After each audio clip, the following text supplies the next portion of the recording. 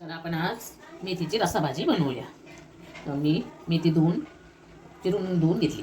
मिरच्या, लसूण, थोडी जिरी, शेंगदाणे आणि मीठ. आता आपण मिरची आणि लसूण जिरी वाटून घेऊ.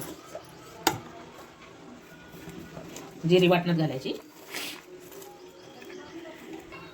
शेंगदाणे असे पातळ वाटून घ्यायचे पाणी घालून. चला आता आपण भाजीला फोडणी देऊ. मिरची घालूया.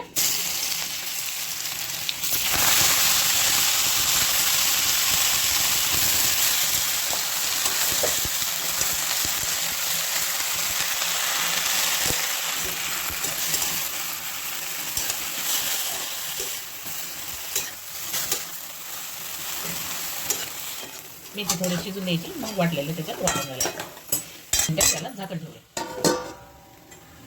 5 मिनिटं शिजून झाली. आता आपण शेंगदाणे पातळ वाटलेले ते त्याच्यात घालूया. शेंगदाणे भाजून घेतले ते, त्याच्यामुळे त्याला परतायची काही गरज नाही. वरून घातलं तर चालेल.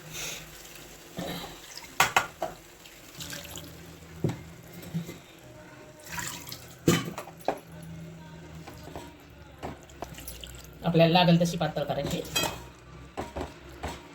भाकरी बरोबर खूप छान लागते खायला. आता उकळी येऊन द्यायची. उकळी आली तर भाजी आपली तयार. आता आपली भाजी तयार झाली. आता आपण खाऊया. चला आता आपण ज्वारीची भाकरी आणि मेथीची भाजी पातळ खाऊया. आवडली तर लाईक करा, शेअर करा.